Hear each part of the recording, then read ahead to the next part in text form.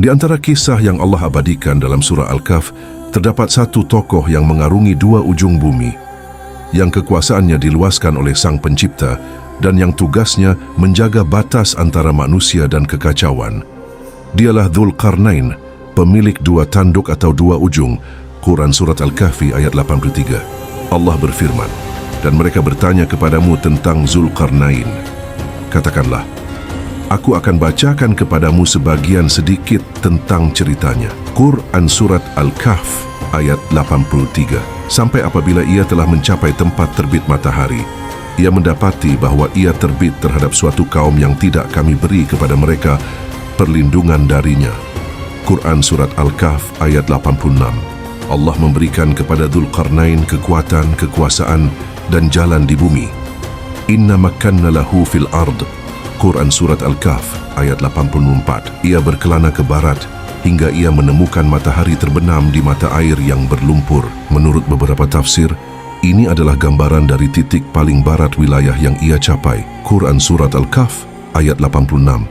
Ia memerintahkan agar diberikan besi besar, lalu setelah dicairkan, dibentangkan antara dua gunung itu sebagai penghalang dan berkata, "Ini rahmat dari Tuhanku. Apabila datang janji Tuhanku, Dia akan menjadikannya rata dengan tanah." Quran Surat Al-Kahf ayat 96 dan 98.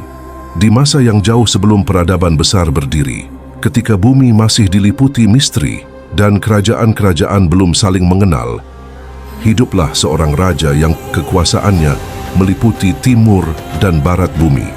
Dialah Dzulqarnain, sang raja beriman, manusia yang Allah anugerahi kekuatan, kebijaksanaan, dan ilmu untuk menegakkan keadilan di seluruh penjuru dunia. Dengan izin Allah, Dzulqarnain menempuh perjalanan panjang menuju ujung barat bumi, hingga ia melihat matahari tenggelam di lautan lumpur hitam. Di sana ia menemukan kaum yang hidup dalam kezaliman. Lalu ia menegakkan hukum Allah, menolong yang tertindas, dan menghukum yang durhaka. Perjalanannya belum berhenti. Ia terus berjalan ke arah timur, hingga menemui kaum yang hidup tanpa perlindungan dari panas terik matahari.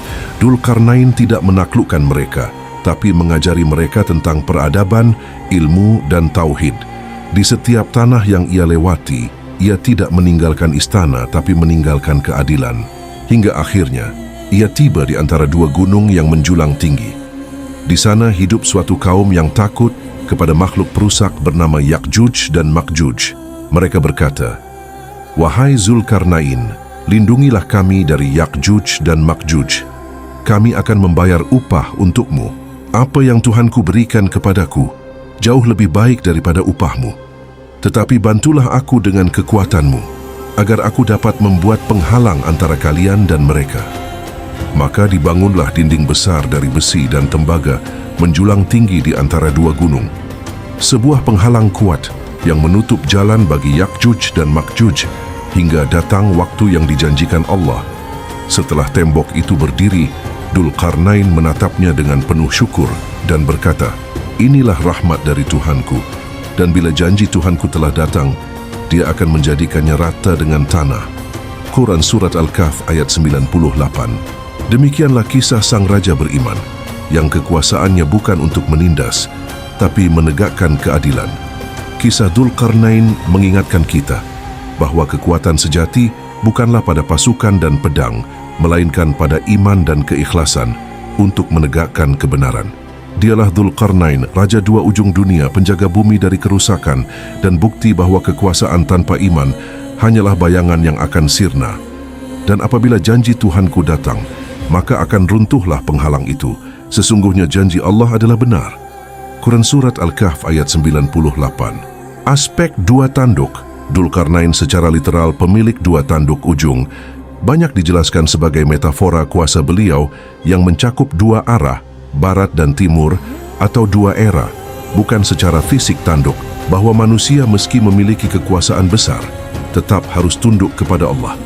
Kekuasaan yang diberi Allah bukan untuk sewenang-wenang, tetapi untuk menegakkan keadilan dan mencegah kerusakan.